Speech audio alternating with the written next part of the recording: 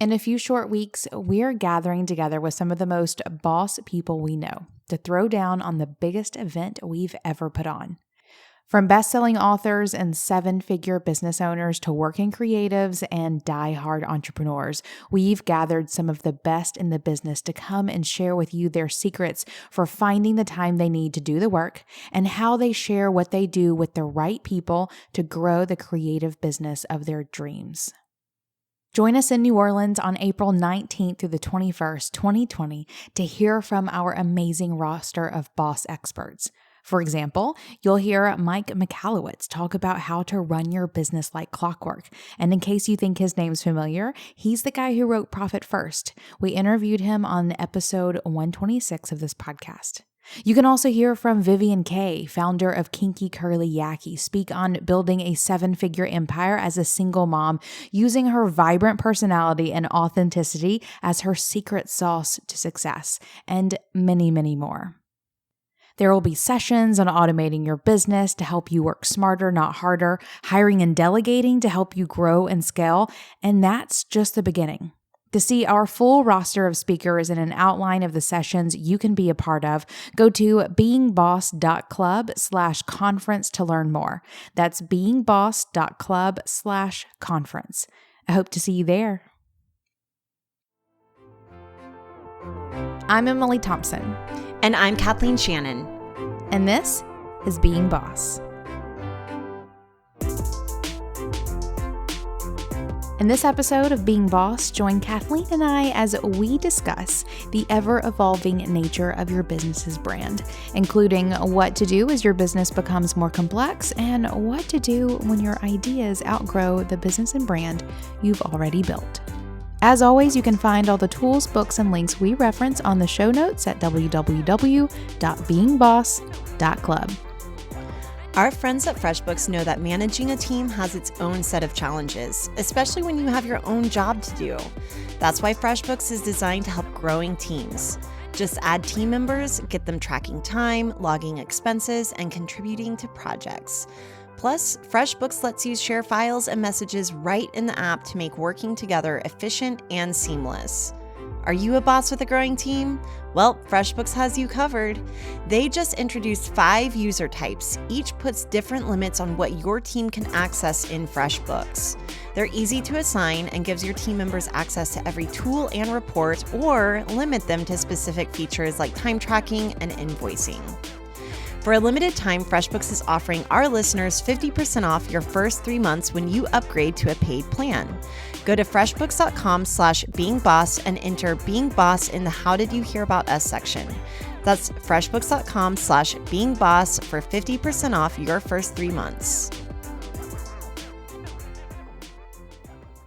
Okay, so Emily, you know that my jam is branding. I love thinking about branding. I love figuring out the solutions and problems and questions and answers around branding. I just love it. I think that it's a great way. Well, we'll get into that. But recently I got a question from someone who follows Braid Creative on Instagram asking, when do I need more than one brand?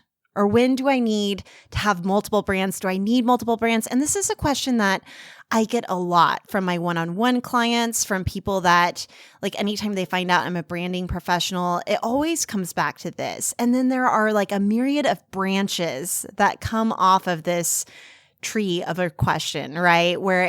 Do you need to use your name or not? Do you need an umbrella brand? Do you need more than one social media account? There are so many different considerations, and this is a big conversation. And I wanted to write a blog post about it, but it is just too nuanced and tricky, and you kind of have to hash it out because it all depends. There's no black and white answer. For sure. And this isn't just a conversation that you have one time and you're done. It's a conversation that you have in your business constantly, ongoing, for years and years. I know business owners who have been, in the game 10, 15, 20, 25 years, and they're still saying, what do I do with this new thing that I'm creating? Do I brand it separately? Do I need to change my entire business branding? Do I need to put my name in it? All of those things you just said, these are conversations that you have constantly for years. So I'm excited to dive into this because It is such a topic. It is something that I think about. It's something that I'm talking to my people about as well. And for you who are listening, we know that creative entrepreneurs in particular are multi-passionate beings. We all have a gazillion ideas. And one of the things that will often keep us from doing the next thing is we don't know how to brand it, or we don't know how it fits into our current business. And so sometimes that can stop us from doing things, or it doesn't stop you and you end up having this insane quilt of brands. That's as exactly it were. what I was going to say. Like, you end up having this crazy quilt of different brands that you have to maintain and sustain and pay attention to and nurture, and that can be tricky too. Yeah. I mean, I've seen businesses that, again, 10, 15, 20, 25 years into it, they have these elaborate, beautiful quilts of businesses and products and things that they've created, and they don't know what to do with them. So I'm excited to talk about this today. It's something that we have faced. It's something that everyone we work with is facing. It's something that so many people who are listening to this are facing, because it's a really long, big conversation. And even in today's episode, we're only going to be like sort of touching the tip of the iceberg, basically. Yeah, and it's an evolving conversation. It's a conversation that you'll continue to have because as a brand and as a business, your brand and business continue to evolve. Even if you start from a single idea, you're going to have more ideas, more offerings, the markets change, and your business can become very complex especially after a decade or two of business. But even I would say after 3 to 5 years, you start to develop new ideas and ways of working and new offerings. I know that whenever I'm branding someone, the thing that always changes the most, that they can rely on changing the most, is their business offerings, how they offer what they do, maybe even their process a little bit for what they do. You might go from one-on-one offerings if they're a service provider to doing group offerings, or turning their process into an e-course, which we did at Braid. Or, maybe they are a maker or have a brick and mortar and they want to pivot the direction of like what they're known for selling. So Emily, we'll get into so many case studies. I cannot wait to talk about Almanac and how you've grown that and what that's meant for your branding. I can't wait to talk about why we decided to make Being Boss its own brand versus wrapping it under either Braid or Indie Shopography. So we've had these conversations ourselves. And even some of the topics that we're going to hit today, we don't have the answers to, which is why I wanted to talk it out on a podcast versus writing it into a blog post. Yeah, let's do it. So that's kind of what we're looking at today. We're here to have a conversation around answering the question of how to grow your brand in a way that makes sense.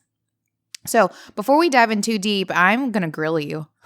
Are you ready for this? Ooh, I love it. I feel like I'm taking a test. You are taking a test. Are you an expert, Kathleen? That's what we're really here. 100%. I have put in my 10,000 hours. Perfect. So let's define some things. First, what is a brand and why is it important?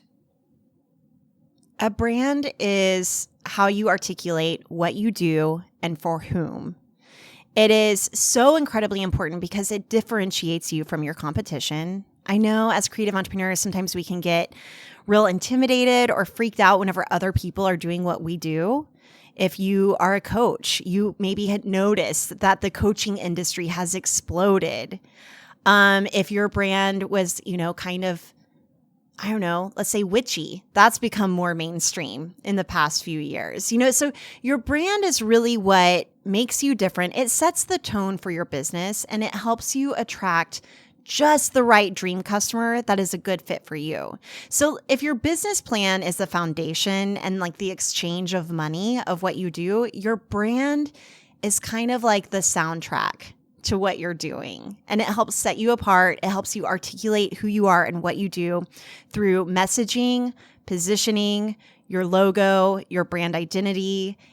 Your brand is like your palette of what you're applying to your website, your social media. It's what makes you look consistent, and consistency is what makes you look polished and professional. And I don't mean like a capital P professional, because sometimes a lot of my clients are worried about looking too stuffy or I think a lot of people think that branding means that you're devoid of character. If anything, it's the opposite of that. I find that branding is about blending who you are into the work that you do and doing it in a way that is consistent. Even if it looks like a crazy quilt, it looks like a crazy quilt across all of your platforms. There you go. Did it. So it's not just a logo. Number one, it is both the look and feel and really the words you use to share what it is that you do and with whom. All right, next question for you. When should a business owner get branding or branded? Ooh, this is a good one because it's tricky and it depends. So if you're investing in a company like Braid Creative, I would tell you to have 2 to 3 dream clients under your belt. Like make sure that you are already practicing what it is that you're offering and actually like doing. The last thing I would want is for someone to hire me whenever they haven't even launched their idea yet or even beta tested their idea yet to see if it's something that they actually like doing. I have branded life coaches who end up they hate doing life coaching, right? So I would say whenever you find that you really want to show up without any sort of like embarrassment or shame, whenever you want to be able to direct people to your website and feel proud of it, whenever you want to be able to hand out that tricked out business card that looks beautiful and be able to give that elevator pitch in a succinct, 5-second message, that's whenever you need branding. So for some people, that means that they have already thought out their business plan. Maybe they've been working with their mastermind group or with a business coach, and they've really hashed out what it is that they want to do and how it's going to work. They might be a good candidate for branding. But for other people, I think that I will say, get 1 or 2 clients under your belt. Make sure that, or like if you're a maker, maybe you've done a couple of craft fairs before you sign a lease on that building, right? Like it's really stepping into it. I also think that you can get rebranded. So maybe you launched with what you had and you bought a logo off of Etsy or Creative Market, and now you're ready to level up. I get a lot of people who are 2 to 3 years in and they're making good money and they really want their level of success and where they want to go next to match what they look like on the outside. And that's their brand. Love it. I agree with the 2-year mark. I was going to throw that in if you didn't, but I feel like that 2-year mark is a place where you're proving to yourself that you can do this. You've been doing it. You want to continue doing it. So making investments into having professionals help you get your look and feel as well as the words that you use in order, succinct and clear and ready to go. That's a good point to do it. Yeah, because you just know yourself better. You know your clients better. You know how to speak directly to them. You know what their problems are. And that's a lot of what branding is being able to speak to your clients' problems and telling them how you're going to be able to solve their problem. Right. And you can't do that until you've done that. But I want to make sure that it's clear that you can DIY your brand just to have something there, to have a place to show up. It doesn't have to be perfect, and use that for as long as you can. And then whenever you're ready to invest, like you can hire a professional. All right. Next question. What's the difference between a brand and an offering?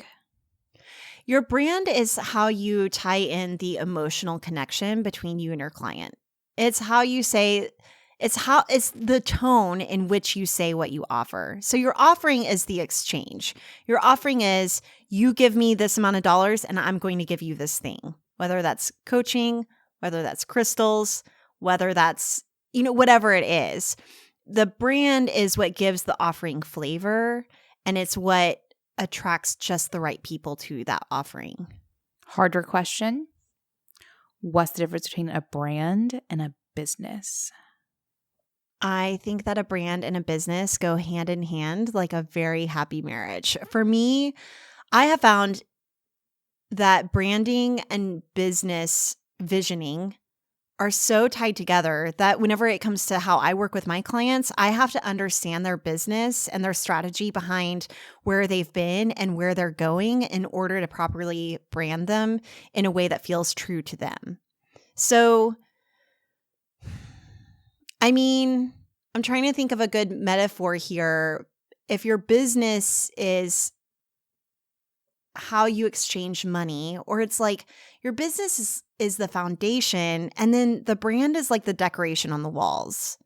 And so that's why a lot of people might think that decorations are unnecessary. And sometimes they are, right? We can go real minimalist with this. You can have a business without having a brand, but you still have a brand, because every interaction and exchange that you have with somebody or that they have with you, that's a brand experience. Yeah. So that is an intentionally hard question, because I think we're going to be walking this interesting gray line between offerings, brands, and businesses over the course of the rest of this conversation to sort of show that there are places where there is no difference between them, and there are places where they are completely different things. And so that's the conversation that you will be having as you navigate, especially multiple years in your business. And it's a conversation we're going to start having. So we're going to be using these words quite interchangeably. I want to lay down some ground rules so you know what we're talking about when we're talking about it.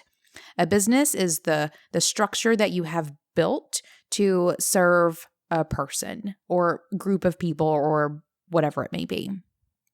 A brand is how you design and articulate the words and articulate, thank you, what it is that your business does or offering. We'll get there in a second. And the offering is the thing that you actually do for people. So if you're a coach, then you may have several different offerings, several different ways in which you work with people. If you are a product maker, you may have a couple different product lines. Those are different offerings that your business offers. So I hope I painted that in a way so that you know that there are differences, but we're going to show you all the incredible gray areas between them as well. And that's what we're going to be talking about today. We're going to be diving into what it looks like to build complex brand structures around businesses, different kinds of brands and offerings. We're going to talk about when it is that you need to stick with one brand for literally everything that you do, always, because that is an option, guys. Totally an option. We're going to be talking about when you might need to diverge from one brand into having more than one brand, maybe even in the same business. Mm-hmm. And I want to talk a little bit about when you might need to combine or ditch a brand.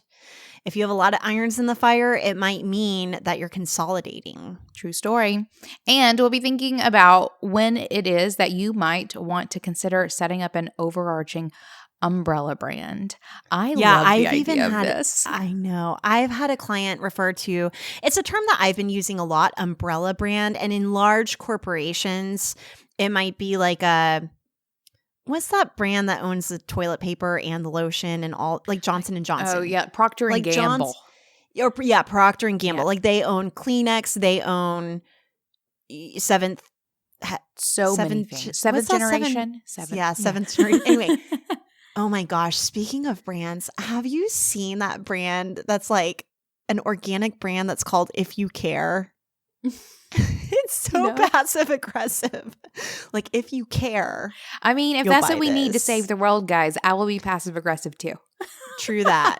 Anyway, there are corporate levels of umbrella brands that kind of acquire these other brands that have been established. That's not what we're really talking about. We're talking about an umbrella brand that might be more like, I had a client refer to it as a dollhouse, and you have all these different rooms in your dollhouse, but the dollhouse still contains all of the different offerings and services and things that you're making and doing.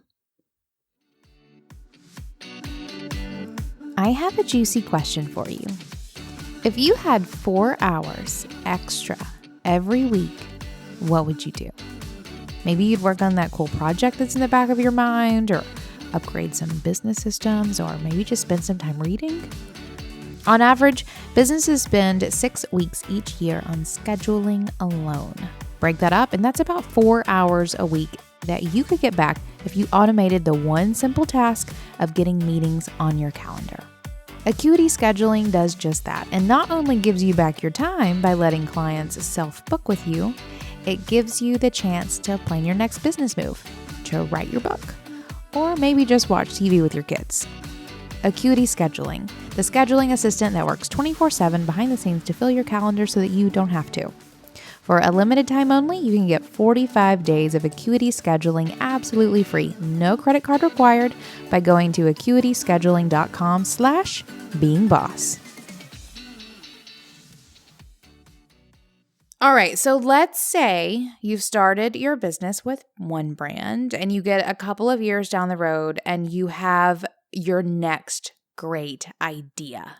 Do you start a new business and brand it separate from what it is that you currently have? Do you offer it within your current business structure under a different brand? Or is it just branded under what you're currently doing?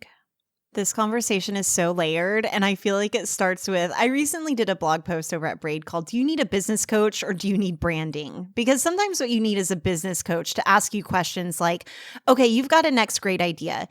Is this great idea going to help you become what it is that you want to be known for? Does it reflect your values? Is it monetizable? Is this maybe just something that you want to try as a hobby and not necessarily turn into a business? Is it going to distract from the thing that's actually making you money? Why are you doing this, and how does it fit into the bigger picture from like a base level? From there, do I need a brand or two? I think people love the branding process. People love giving a name and a face and a style and a tone to their business. And that's my favorite part of the whole process. And that's why I have a branding agency and not 18 different businesses, right? So I love the branding process. I'm always erring on the side of, okay, are you sure you want to do this? And is there a way to wrap it into the brand that you have? There are many times where you do need a separate brand, but again, it just depends. So one of the biggest overlaps that I really start to see is, let's say it's a yogi who wants to become a life coach. And after seeing the patterns of this happen and unfold over the past 8 years that I've had Braid Creative, almost every single life coach that I've branded has been kind of a yogi, right? And so now I can see how that fits together. But in the moment, you might feel super scattered. Like, well, what does this thing have to do with that thing? So from there, I would say if you can get creative and find a way to niche in, maybe you bring your yoga foundations into your coaching practice, and that would be a way to start to blend it into one brand. And you can start to roll out an offering under your existing brand to test it. Like, that's a great place to beta test it and see. So these are all cases for keeping one brand, I suppose, is to see how it fits in and challenge yourself to see, okay, how would this fit in? And our mantra of it's only as weird as you make it. Maybe try rolling out this offering, testing it out where you already have an existing platform and reputation, because your brand is also a reputation. Roll it out there and then see what happens. So I could go down so many different trains of thought, but here we go. I'm going to take us down this one. Whenever we started Being Boss, we could have wrapped that into Braid Creative as a brand, or to Indie Shopography, which is your web business, as a brand. But because we were two people coming from two different businesses, we decided to make it its own brand. Now, that was for kind of like logistical and legal reasons. So that's a thing too. If you're bringing on a business partner, or you want to put it under a different LLC, there might be reasons why you want to rebrand it differently. Or if it's something that you might want to sell down the road. But for us, back to Being Boss, being its own brand, I still shared it. You still shared it. We both shared it with the platforms that we already had. So it kind of became like this sister brand to both of our individual brands. And I think that was an appropriate place. Another example, and then I'll let you talk, I promise. I feel like Kanye right now. I just get so passionate about this topic. Do it. So here's an example of whenever this happened with me. I became coaching certified while I was still growing Braid Creative as a branding agency. I got coaching certified under Martha Beck, and it was kind of woo. I didn't know where it fit in, but I decided to just let people know like, hey, I'm going to do creative coaching. And that was the thing. I branded it as creative coaching or coaching for creative entrepreneurs specifically. So it still fit within my wheelhouse of what I was doing. I didn't know how it fit in at the time, but a lot of the exercises that I have learned have now been integrated into the braid method process so I can better figure out who my client is, who their clients are, and really hear them and understand them. So it's like been more tools in my tool belt that have helped me expand what I'm already doing. But it didn't need to be its own brand. But I remember thinking like, is this its own business? Like, where does this fit in? And it's even fit in like with our conversations here at Being Boss. There's oftentimes that we're, having hard conversations that require some of that coaching skill set. So anyway, that's all my thoughts. What do you think? Just as many things. And I think you hit the nail on the head in a couple of different areas, obviously. But one of them being, what is your long-term vision for this project? And one of the big things is being, do you want to sell it one day? I think is an important one. If this is something that is separate from your current core business, then make it its own thing and, create it, make it do over there, and then let it go at some point. We have some examples around that. Actually, I want to talk about one interesting example of someone who did do a separate brand for a project, and I think it came back to bite her in the ass. And that is, I won't be mentioning any names here, so it's fine. I was like, are you about to name names here? You're about to spill all the tea. No tea. Just some examples. So I do recall a coach once who made a product that was very in line with her dream customer. So she had a certain type of dream customer, wanted to create a product, and she was coaching then product. And instead of making it a product for her brand, she made this product its own brand. I'm pretty sure it was still operating under her business structure, but created a brand that was separate from her brand for this product. And she did this because I think she wanted to sell it. I think she wanted, or to make it more appealing to people, to like larger companies to acquire or partner with her or whatever. She thought that making its own thing would make it look a bit more professional and would make it more appealing to those sorts of partnerships. Yeah, sometimes I'm jealous of people who have brands that are just so say what you mean. Like, painting your walls. Like, let's say that's like a brand, and it's just like paintingyourwalls.com, Right. That's a terrible example. I'm a branding professional. I came up with painting your walls. I mean, but whatever. People who have like just a very say what you mean brand name. Yes. And it seems very sellable. Right. Or like something that's even almost more search engine optimized. Like right. If someone's searching for that specific thing, their brand will come up. You think that's a good idea unless it shoots you in the foot, which is what happened with this person. She created this product, created a very say what you mean brand separate from her coaching brand and with very good intentions, and none of it happened for her. And it didn't happen for her because instead of allowing it to live within the brand and the expertise and the, place, the rapport that she had already built with her current brand, she removed it from that. And because she couldn't, sell it to the people who were already in her audience, it never really took off. By separating it, she was unable to leverage her expertise in the same way she could have if she'd kept it under the same brand, and it kept it from being successful. So there's a lot to be said about leveraging what you've already built by keeping things in the same house, basically. It can be very powerful. There are times when you should separate, but there are times when you should just keep it all in the same place. And then things can usually be separated later if they need to be. Trust is a huge factor whenever it comes to your brand. It is an ongoing relationship, either with your audience or your newsletter list or your social media following or your podcast listeners. Building a brand is building trust with people who reach beyond just your direct customers.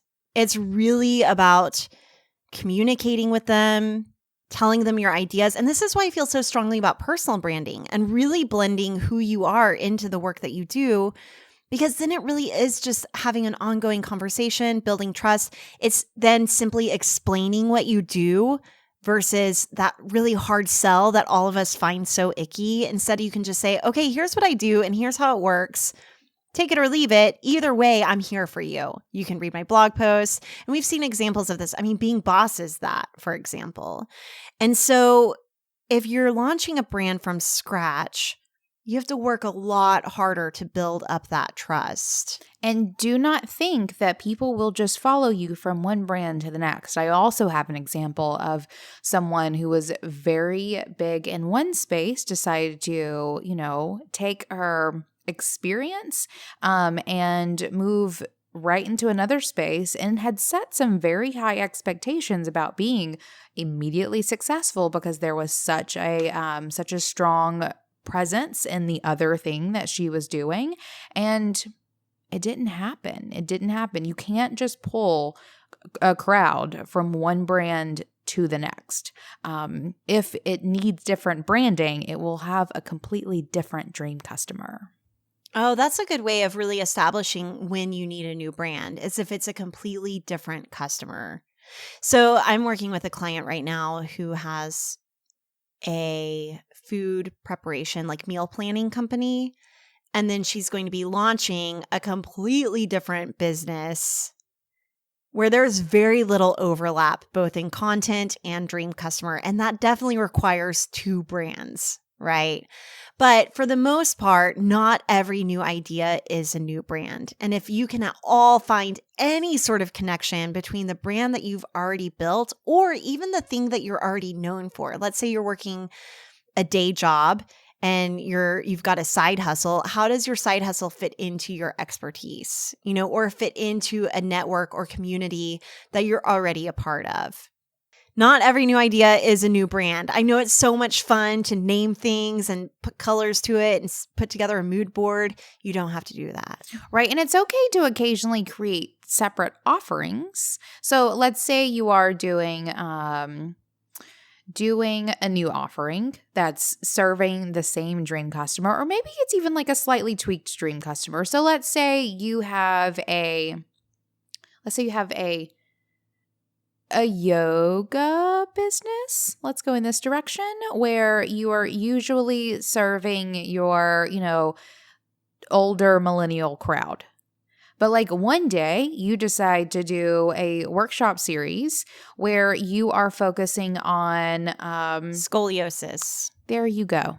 Perfect. So you don't need to create a whole other business to have this slightly tweaked dream customer by any means. Or even let's say it's a different age group. I have a yoga client that exactly fits this model. So he has a yoga business and he found his niche in yoga therapy.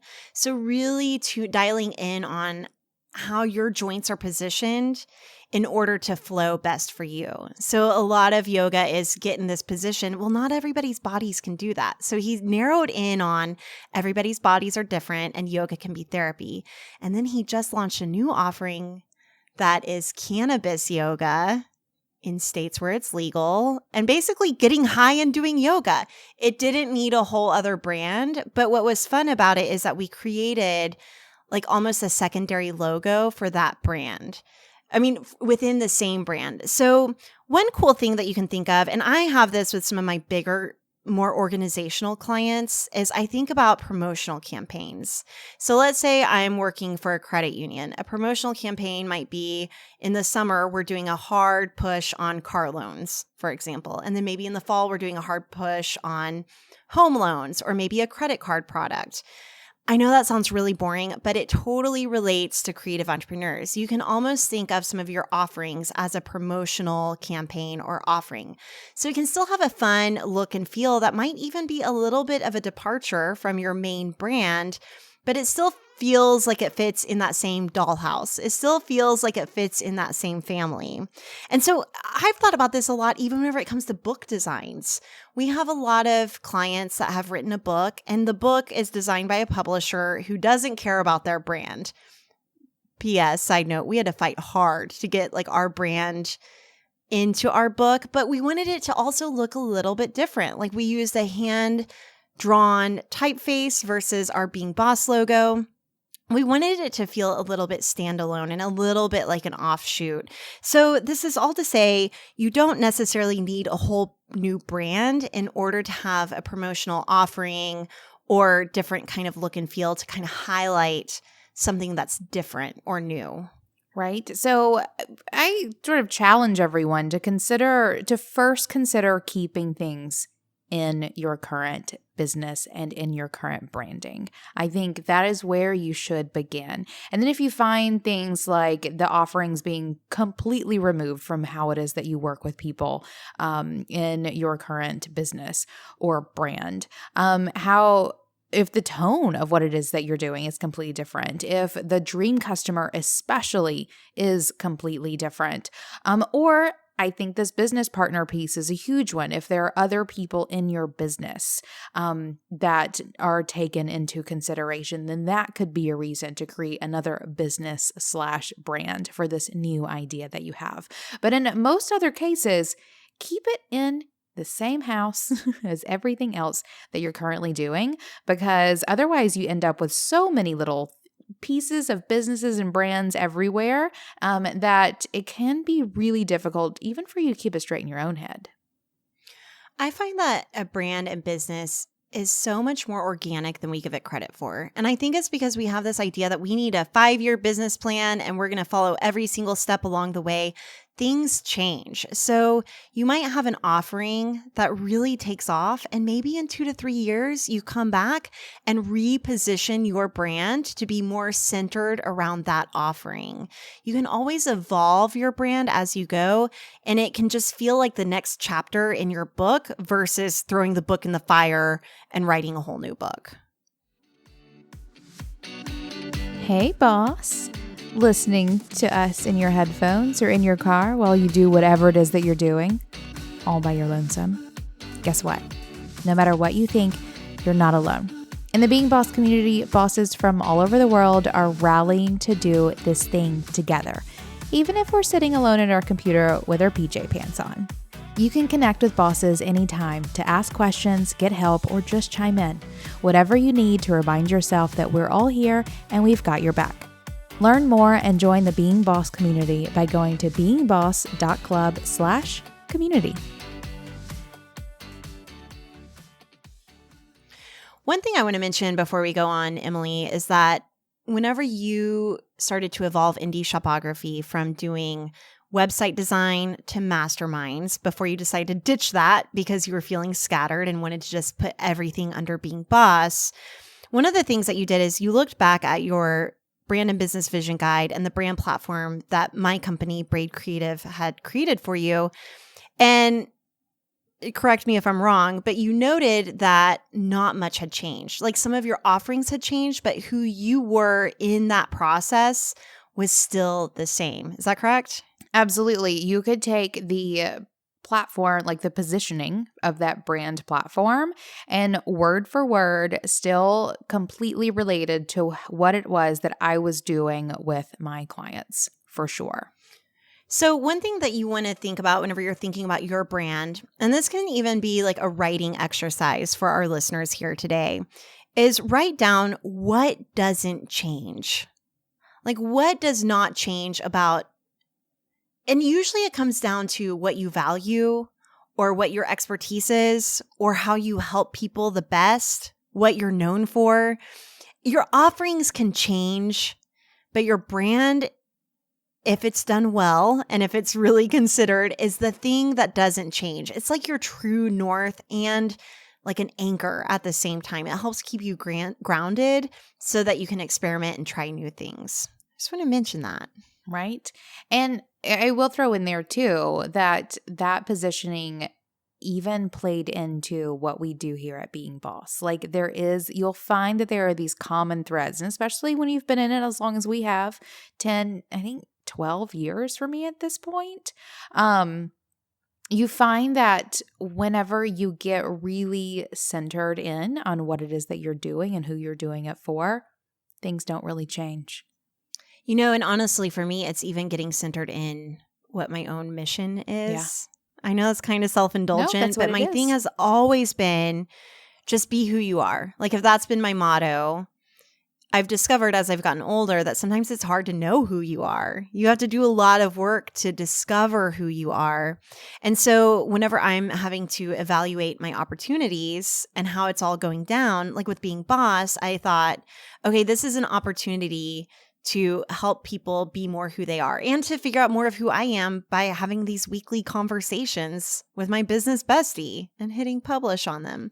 But for me, branding is definitely like a back door to or front door to figuring out who you are, what you're doing, why you're doing it, and who you serve. For sure. Okay. Okay. Let's move into something that I love. I love the idea of doing. I've been trying to talk David into this for years. I want to talk about umbrella brands because this is fascinating to me. And it's something that I see myself moving into over the next couple of years. It's something that I see, my, 10, 15, 25 year in it bosses doing or having, because as you are an entrepreneur and as you are growing things and as you are, adding brands or projects or offerings to, that first idea that you had that one time, you end up often finding that you need a better structure to house all the things that you're doing. So let's talk about umbrella brands, when you need one, when you don't. Yeah. So I think about an umbrella brand as literally drawing an umbrella on top of a piece of paper and labeling that umbrella with whatever it is. It might be your name. It might be your business name, and then listing out all the things that fall under that. So using being boss as an example that hopefully everyone listening is familiar with, if we drew an umbrella for being boss, underneath that umbrella might be a book, events like our conference, mastermind groups. There's also, what else fits under our umbrella? Like we've played with the idea of a podcast network. Even sometimes like our sponsor relationships go under that umbrella. And those things aren't brands on their own, but they could be. So we really like to think about that umbrella as holding lots of different things. I think that an umbrella can really help set the tone for all of your brands. I have a client who is a restaurant group, and they are a dining group, and then they have 8 or 9 different concepts or 8 or 9 different restaurants underneath their umbrella brand. But their umbrella brand, and this is Good Egg Dining Group in Oklahoma City, their umbrella brand is Good Egg Dining Group, and their main mission is extreme hospitality. Like that's kind of their tagline, and that goes into every single one of their restaurant concepts. One of the things that they're always really careful about and considerate about is their interior design. You can always know that the interior design of all of their places is going to be superb and that their food is always going to be consistent. They set these standards for all their different restaurants, but then their different restaurants have their own unique look and feel and vibe and food. But they're all glued together under that umbrella brand. Yep. I've always imagined having an umbrella brand that is the sort of resource manager for the other businesses that I run. I love that. Right? Say more. Resource manager. Right. So imagine it was never employed with being boss because we're a partnership, and that sort of plays into this whole other level of complexity that I've never really wanted to dive into. But imagine that. But you like it with me, I do, which is why it's like, it's fine. It's fine. I could see it happening for other things that I want to do though. But imagine having an umbrella brand that is the resource manager in that it hires the team that then goes and works at being boss, that works at Almanac. Because, okay, imagine a social media manager, for example, could be hired by an umbrella company, but then work equally for being boss and Almanac to do both companies' social media. We're not there yet, but I think that's something that will likely happen at some point in the future in some capacity, one way or the other. Because whenever you start having multiple different businesses that are multiple different brands, you often find that sharing resources would be significantly easier if they were being managed by another business. That's a really good point too, is that if you have one successful offering or brand, it can help you to afford to try a new offering or like kind of child brand underneath that umbrella. It can help kind of offset the actual dollar cost that is associated with starting something new. Yes. Another one that I thought about, and I think the internet is full of creative business owners who have been in it long enough that they simply have all these opportunities that end up feeding into a single incorporated business or a single LLC or whatever it may be. Oh, Joy was one that came to me. Joy Cho. She has her blog, she has her academy, she has collaborations that she does with large brands, all of these. And I don't know what her business structure is like, but I think she has probably an umbrella brand that houses all of these other individual streams of revenue or maybe even different businesses to make it a bit easier to do it all. Yeah. And whenever I think about this, I really think about leveraging an existing reputation and an existing brand to kind of catapult something else into being. I will say I'm not a lawyer. So if you are thinking about developing multiple brands or multiple offerings under an umbrella brand, you might, and they're crazy successful, you might consider also putting all of them under an individual LLC so that they're protected money-wise, even if, like, so for example, the restaurant group, I know that each one of those restaurants has its own LLC and trademarking process, but the main dining group is what helps set the tone and the culture for all of those restaurants. And set them up and actually like legitimately start them. Right. One of the things that I've done at Almanac, sort of started creating this myself. And it was one of the things that I went into it knowing I wanted to do as opposed to getting into it and thinking, oh, I have other things that I want to do. This was always the plan, guys. At Almanac, we have our main businesses. This is actually an interesting example of multiple brands under one brand that it's all operating as a single business. So we have Almanac Supply Co., which is the parent company / brand. And under it, we're building sub-brands is what I call them. I don't know what the technical term is, if there is one, but we're creating lines of products that have their own name, their own branding, their own look and feel. It is all a tone set by that umbrella brand of Almanac. That's been a very conscious decision throughout designing them and positioning them.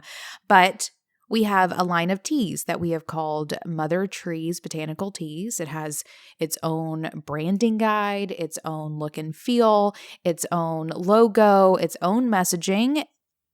But it doesn't have its own social media. Not yet.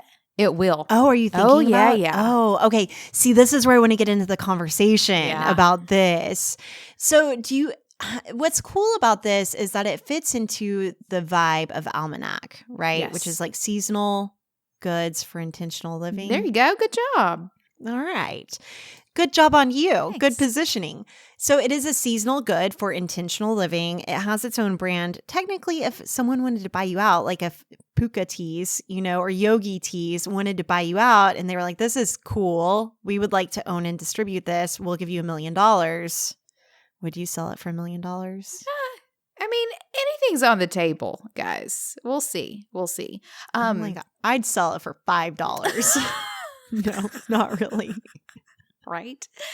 I had someone try to acquire Braid very early on, and it actually made me feel like, okay, if they want us, I know that we can be successful. Right. Anyway, but you sell Mother Trees Botanical Teas on your Almanac website. Like right now, it lives within that umbrella. Yes. And it likely always will, though we do have the option of, for example, wholesaling that completely separately as part of Almanac, but just a line of products that we've done. So, and that's what it is. It's a line of products that we've created its own brand around that we will create a small site for it that just leads people back to Almanac.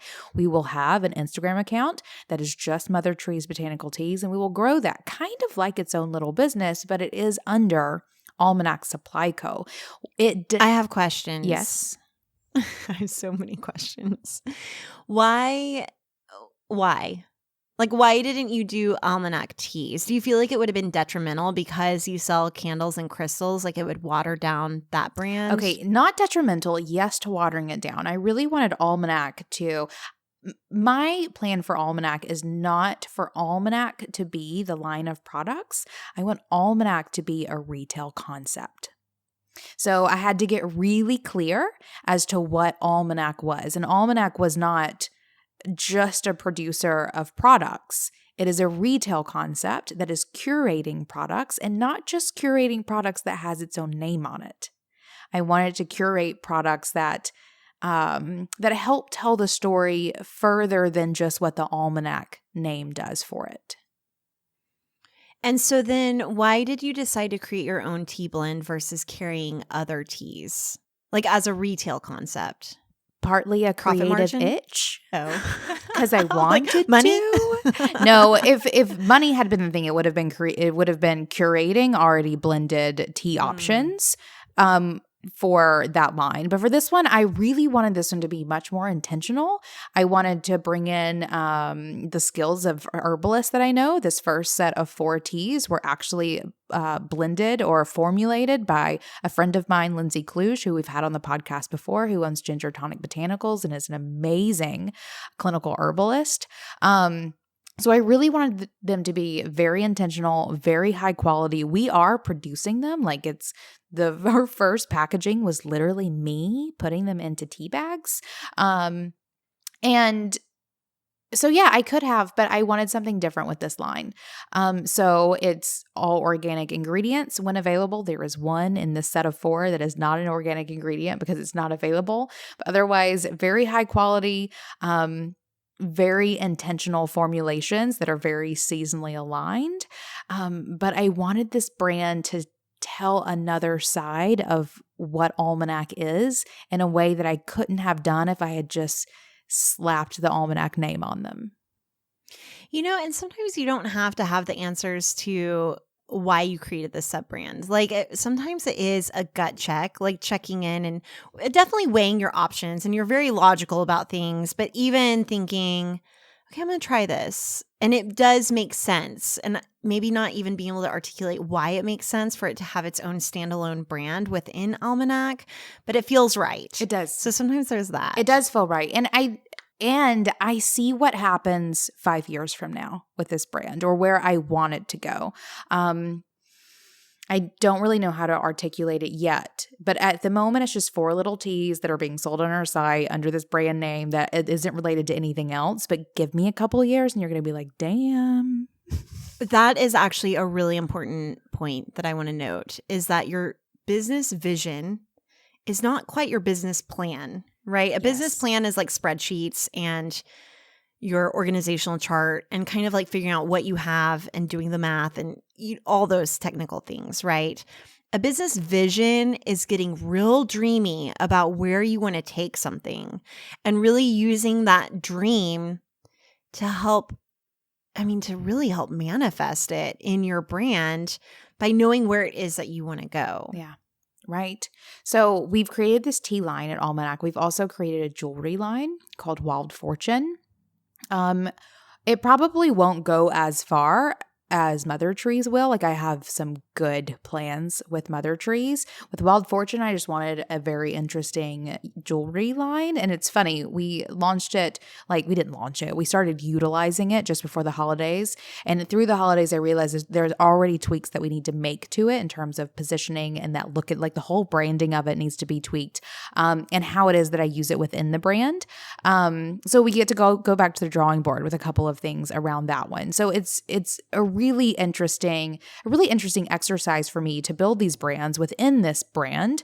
And there are lots of technical things to it as well. For example, because especially our teas are being sold with not Almanac on the front of them, we had to create a DBA for each of these sub-brands or which sub-brands. Stands for doing business as. So it's a form basically that you file with your state government to say that you are doing business as, for me, Mother Trees Botanical Tea. So it's Almanac Supply Co. LLC is doing business as Mother Trees Botanical Teas. So anything that's sold that is Mother Trees, it goes into Almanac. It is part of the Almanac business, but it is a brand within an umbrella brand / business. It's a fun exercise in doing business. I love it. Love it. I know. And I remember you and I were having a lot of conversations about this, sub-brand. Does it stand alone? Right. I was like, Is let it me in ask my Almanac? branding expert business bestie if this is nuts or not. And it was a conversation, Yeah. and I think ultimately you made the right decision. And I also want to point out that you're not sub-branding every single thing that you offer. Like, you're not creating a brand for just the crystals. Like, you can kind of let the crystals be what they are. So that's been very intentional too. For me, Almanac is candles and crystals. Like if the Almanac brand is going to live on something, it's going to live on those core products of candles, which Almanac branding is on our, seasonal candles, and the crystals. If you buy a crystal, you get a little card that tells you what the crystal is and what it means, and it's Almanac branded.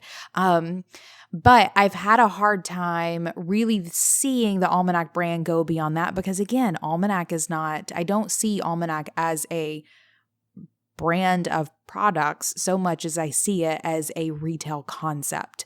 And that differentiation has led me to think about how it is that I can grow an environment of brands that all fit really beautifully within this Almanac place. So whenever you walk into Almanac one of these days, it's not just look at all of our Almanac stuff.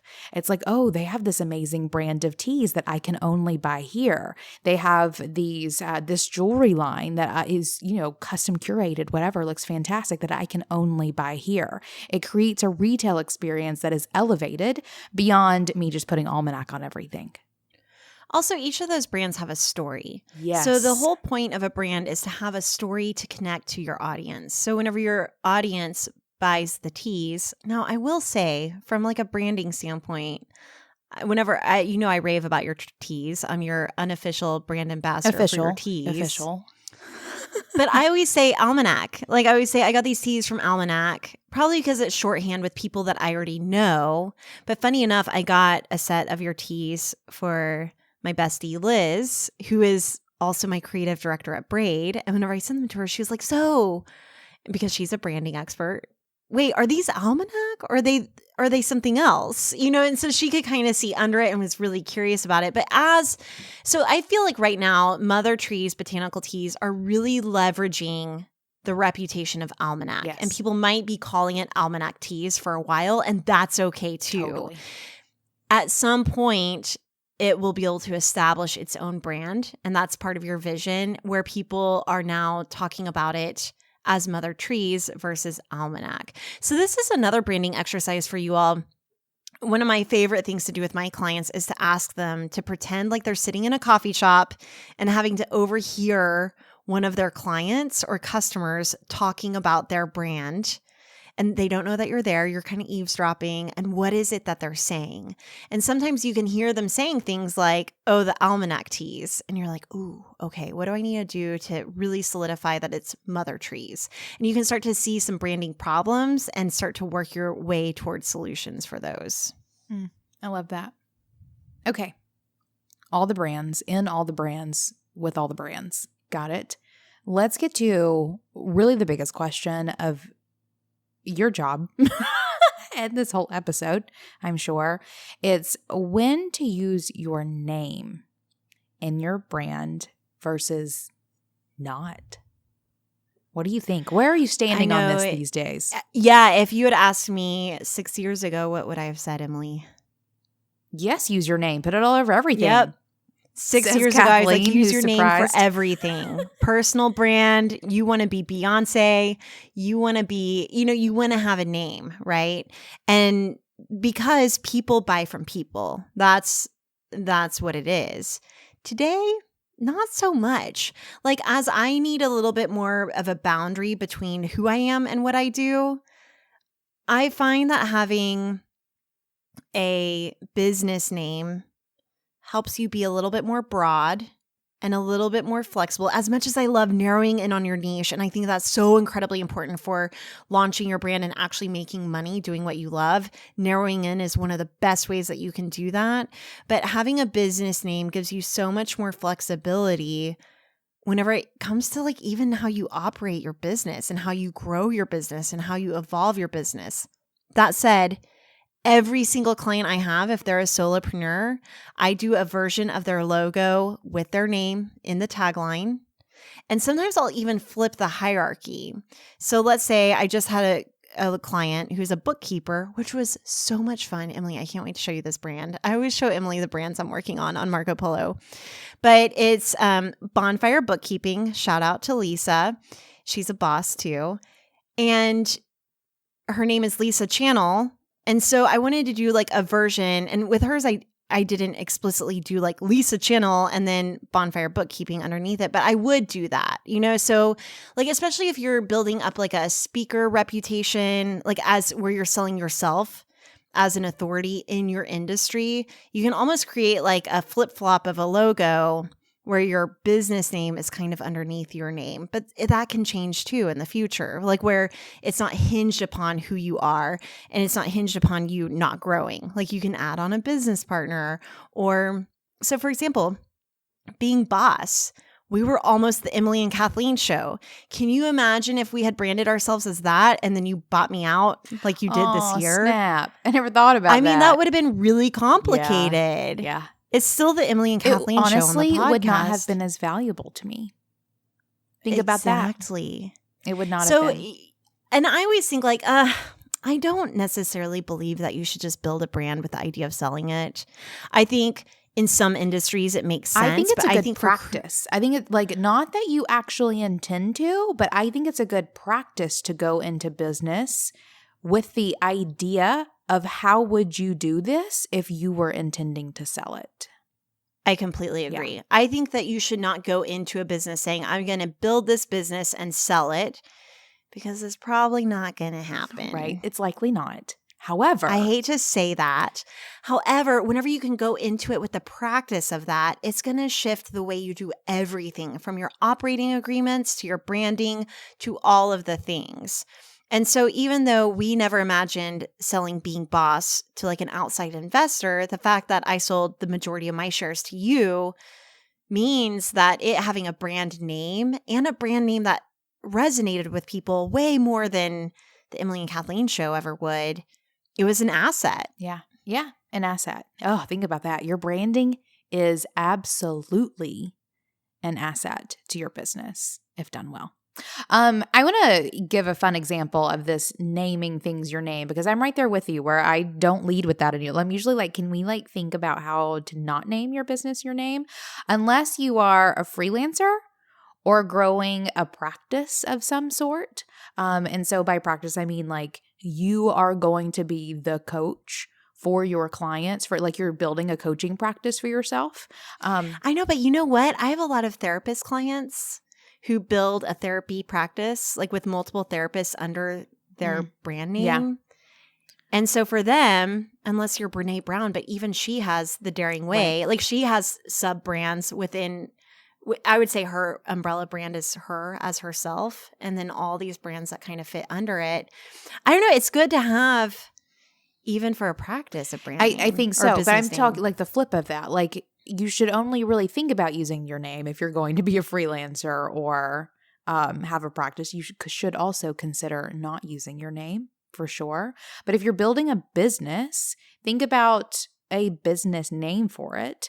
And then adding your name to it as needed. And I have an interesting example of this where I have a boss friend who has a business that she's had for many years. And over those years, it's become very multifaceted. So standalone retail, online like digital products, a book that turned into a book series. And they all had different names for what it is they were, because they all lived in very different places. They were all very different things. But as she's grown each of them, she's found the need to make them more cohesive. So how is it that she can sort of bring these separate things back together? And the way that she's decided to do this, we're in a mastermind group together, and we talk through all of these things, like what does this look like? What are we naming? How are we doing this? We encourage her to add her name. into the front of each of them so that she becomes the cohesive factor around all the things that she's done. So all that to say too, I think that that's sort of this natural cycle of being creative entrepreneurs who are building and doing and creating all of these things. We go through these ebbs and flows of like, sometimes it's very appropriate to use your name, sometimes it's not. And then it will always cycle back of like, yeah, you should probably just put your name in it. It's fine. Yeah. And I think I mentioned that earlier is like find the common denominator between your brands. Usually it's just you. Yeah. And if you can just trust that you are the common denominator, you don't have to worry about things feeling too much of a departure from each other or too different or too crazy. So sometimes it is you that is the common denominator. Right? In which case it's fine. I've also found that like you can still build your personal brand even within your business. So at Braid, the way that we've built our personal brand at Being Boss, a lot of people who listen to Being Boss go on to follow Braid and sign up for our newsletter and hire us for branding. And so I will hop on Instagram and say, hey, it's Kathleen here, to remind people that there is a real person and it's me that is running our social media or answering emails. So that's another thing to consider, is that you can still have a personal brand within the context of your business. For sure. I feel like we just talked around so many solutions, like possible solutions, but no real solutions, because I think that's the point here is there is no like rule to branding except do it and do it well.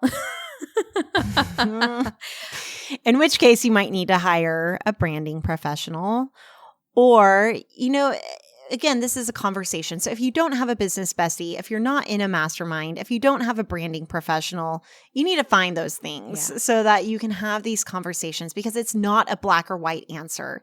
It's usually a long conversation that needs a lot of consideration and perspective and sometimes expertise. For sure. For sure. And not just once, but over and over and over again. And like we mentioned earlier, getting my brand platform done for Indie Shopography 10 years ago-ish, being able to look back at that, and sure, the look and feel hasn't been used in a very long time. Like I haven't used that logo in a decade, not quite, but a really long time. But to know that my positioning is still very much so in line with what it is that I'm still showing up and doing is incredibly powerful. But it's also the relationships that I have that keep me thinking about how it is that I can continue to grow and evolve, and navigating all of the questions that you have around, is it time to change my business structure to house more brands? Or is it time to, start another business that's separate from the one I currently have? Or what happens whenever I want to create a suite of brands? That fits under something? Or is this offering needing its own brand or just a tweak of the brand that it's currently under? Or like a million questions can come up. And I will say that it's been invaluable to me to have a crowd of people that I can talk to as I've navigated each of these. And it's something that it never is not a conversation that happens in, mastermind groups, or whenever we're traveling with bosses, like someone's going, okay, guys, I have this issue where I created a business card with this and now I'm doing this. What do I do? Do I reprint all my business cards? Like maybe, but also maybe not. Let's talk it all out. So with that, I guess we're done. Go do some branding. Figure out what your brand is doing next, because it's probably not just going to sit there and chill. Hey, so go to our show notes and be sure to check out some links, because we're going to include some additional resources, including conversations that we've had with my business partner and sister, Tara Street from Braid Creative. And you'll be able to, there's so many resources on this. So just go to the show notes and we'll share all of them there. Thanks for listening. And hey, if you want more resources, we're talking worksheets, free trainings, in-person meetups, vacations, and more. Go to our website at www.beingboss.club. Do the work, be boss.